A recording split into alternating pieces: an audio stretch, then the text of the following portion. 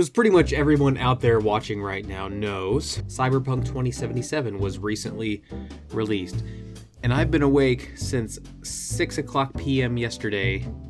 It is now, let me look at my fake watch here, almost 8 o'clock a.m. the following day. I've been up all night playing this game, most of the night. I took a bit of a nap, but what I figured I would do, because I thought it would be a good idea at the time, and right now I'm realizing it's a terrible idea, is I wanted to do a little experiment. I wanted to stay up as much as I possibly could playing the game, and then try to form some sort of coherent first impressions thoughts after an entire night of playing video games. All-nighters are something that lots of people did when they were kids. I did that when I was a kid. I'm not a kid anymore. I thought I knew that. Turns out I didn't. I thought I could handle it. I drank energy drinks. I ate food to stay awake. I'm really tired. But I think I can do this. I think I can still give you some first impressions in this weird, hallucinogenic, tired state, which I think is kind of apropos of the night city lifestyle. And I think I heard my cat scratch. Cat? Are you back there? No, she's fine. She's not doing anything. Why am I hearing cat scratches in my head? I feel like this sort of overtired state is very apropos for an environment like Night City. So I'm going to just dive into it. I'm going to see how this plays out. This is a terrible idea. If you stopped watching right now, I would not blame you at all. But come back to my next videos, because they won't be this. I promise. This was a stupid idea. Oh man, so where to freaking start? Okay. I started playing right at 6 o'clock on Google Stadia. I specifically pre-ordered on Google Stadia, not only because I like Google Stadia, I think it's a really good service, but I knew it would allow me to play it as soon as the game comes out, as early as possible. And that's what I did. And as soon as I started playing the game, I was, to be quite honest, a little disappointed. I had built the game up in my head so much that when I first saw the game, visually speaking, I'll speak specifically to the visuals here, I was a little disappointed. I felt like the visuals looked a little bad, or at least not as good as I thought they were going to be. Objectively speaking, they're actually very good. But then I realized the reason why they looked kind of not as good as I thought they were going to be is because the Stadia version defaults to the performance mode of the game, which is 1080p at 60 frames per second. There is the option to increase it to visuals mode so that you can play at 4K at 30 frames per second. This game made me realize how important frames are. Frames are way better than visuals. You want 60 frames at least if you can possibly get it. Don't worry about the 4K nonsense. That's dumb stuff. Frames are where it's at. Frames are important. Because I played at 1080p 60 frames a second for quite a while and then decided to test it otherwise, and it was a bad idea. 30 frames per second, it's a jarring difference. It really is. So I'm on the 60 frames bandwagon. Yay, 60 frames. That has nothing to do with Cyberpunk specifically. Why am I wasting so much time talking about that? Probably because I'm very tired. Did I mention that? I think I did several times. What made me really want to play this game was that it felt like it was it's not post-apocalyptic, but it has that post-apocalyptic, almost Fallout type feel. And after getting burned, I'm a huge Fallout fan. I love the Fallout series, probably one of my favorite series of all time. And after Fallout 76, which was such a huge disappointment, I was constantly looking for the next thing that would satisfy that sort of futuristic, I don't know how else to say it. I guess steampunky, kind of cyberpunky vibe, even though Fallout is not cyberpunk, but I think you probably know what I mean, right? Like there's robots and it's futury.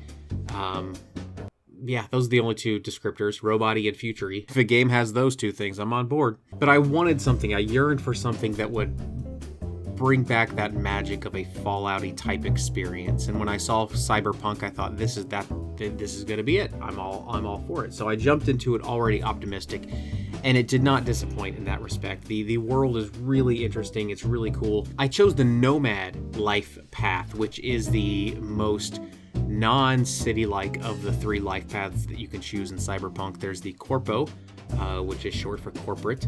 There's the Street Kid, which is short for street kid who lives on the street. And then there's Nomad, which is not short for anything. It's just a person who is not one of those other two, a person who lives outside of the city. But what was surprising to me about this game, and I don't know if this is the same for all three life paths, but specifically for the Nomad anyway, the one that I played, you're not really in the Nomad world for very long. The game opens up for about the first 30 minutes or so, you are in the Nomad environment, but you're immediately pushed into Night City like very, very quickly. I assumed, wrongly I now understand, that the life path would play a larger role in your experience of the game, but for the Nomad at least, that's just not the case. It's really just, I think, a seed. It's a starting point for your game, and it really is just a starting point. It doesn't have any sort of lasting impact, at least not so far, which was very surprising to me. I was expecting a lot more. I was expecting, at least a good third of the game before you even get to Night City. But that's okay, because it means that I don't know what it means. I was going to defend that choice, but I'm not of the right mindset to defend that choice. It's stupid. It's a dumb choice. Let me stay a Nomad for longer. Game. God, this is a bad idea. I'm so tired. I know what I can talk about. Cyberpunk. I know what I can talk about. Loot. There's lots of loot in this game. So this is by the same developers who did The Witcher 3. And one of the things that I did not like about The Witcher 3 is that when you start the game, you're not really set on a specific path. You basically start and there's infinite possibilities. You're paralyzed by possibilities with The Witcher 3. This game kind of feels like the same way a little bit, but they did cut it back quite a bit. It's similar in the sense that it's very easy to get distracted by looting, but it's not necessarily easy to get as distracted by mission paths. So within the first couple of hours of the game, I was looting everything because at that time I wasn't really informed of a weight limit. I wasn't informed of any restrictions or reasons to not loot. I was like, I'm there, I might as well loot. So I did run the risk of potentially ruining the experience before the experience even got going by hyper-focusing on collectibles, junk essentially, which I know I should not do. What I need to do is I need to focus on the story of the game. I need to follow the main narrative that the game's trying to push me toward, and only when that main narrative gets a little boring, then I go and do some of the side stuff. I do some looting, I do some upgrading, that sort of thing. Whereas normally with open world games specifically, I will instead focus on the side missions because I'm trying to save the dessert of the main path.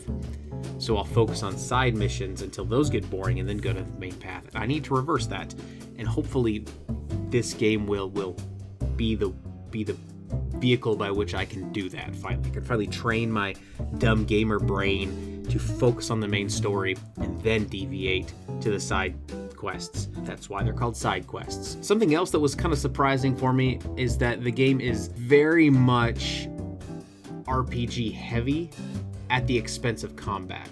So I knew it was going to be RPG heavy. I knew it was going to be story heavy. The Witcher was as well. This game, Cyberpunk 2077, is based off of a tabletop role-playing game called Cyberpunk 2020, I believe it's called. So I expected very much that it would be heavily focused on RPG elements. What I didn't realize is that it would be so heavily focused on RPG elements to the degree, I don't know how the English sentence construct is work. Basically, I didn't realize there wasn't going to be very much combat. There's just not a whole lot of combat so far. Everything is talking and dialogue options, with the exception at the beginning of the game, within the first hour or so, there are two kind of combat-focused set pieces, but after that, it's a lot of talking and relationship building, things like that, which I love. I think that's very cool. I really enjoy that. And that's one of the reasons why I kind of regret this whole staying up really late thing and doing my first impressions purposefully as exhausted as possible, is because I feel like I didn't follow the story threads like I probably should have. So I'm going to have to go back and probably replay most of this game. If it was all just combat, I could have just shot through it. Sure. Man, such a bad idea this was. So I'm going to continue playing the game, and I'm going to try to maybe form some more coherent thoughts about the game as I get closer to actually finishing it. And my promise to you, dear viewer, I will never do this stupid thing again. This was dumb. But what I do want to do before I go is I want to promote a friend's channel, Discard. Some of you might know Discard. I want to promote his channel, but I want to promote it by way of a haiku. Because in an offhand Twitter comment, he said, He wanted a haiku from me in my crazy stupor state. So that's what I'm going to do. I leave you with this. Discart displays games. Like red light district women. Please clean up when done. I mean, that makes you want to subscribe to his channel, right? Damn right it does. Link in the description below. Bye. I'm going to go to sleep now. Like, literally right now.